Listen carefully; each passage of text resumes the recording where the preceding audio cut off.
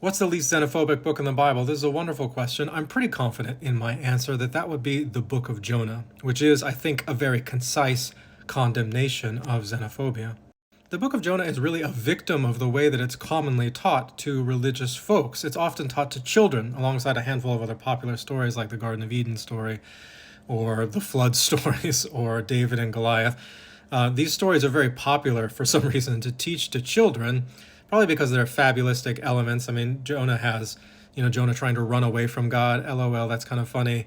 As Jonah being swallowed by a fish, has cows or other animals in Nineveh putting on sackcloth in mourning, as Jonah being really dramatic about the loss of his shade. It's a great story to be acted out by vegetables, for example, but it's often taught to religious children. And because of that, our idea of the book of Jonah sometimes gets stuck with this childlike associations attached to it. We never go back and read it again as adults with a more critical perspective. And that's unfortunate because Jonah is a condemnation of xenophobia, basically from beginning to end. And I think this becomes more clear when we ask the natural follow-up question, the follow-up question an adult would ask, to Jonah's confession at the beginning of Jonah chapter 4, where he admits that he ran away from God at the beginning of the story because he knew that if he did go to Nineveh and preach there, that they would repent and God would be merciful and the city would be saved.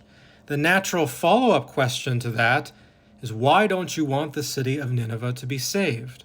And the answer to that reasonable adult follow-up question is that Jonah wants to see the city of Nineveh destroyed. He wants to see all 100,000 plus people in that city die. He hates them that much. He hates them so much he'd rather run away from his home, leaving behind whether a family or safety or life that he has there. He'd rather end up in a boat and get thrown into the water and be eaten by a fish. He'd rather die. He would rather die than see the people of Nineveh saved because he hates them so much.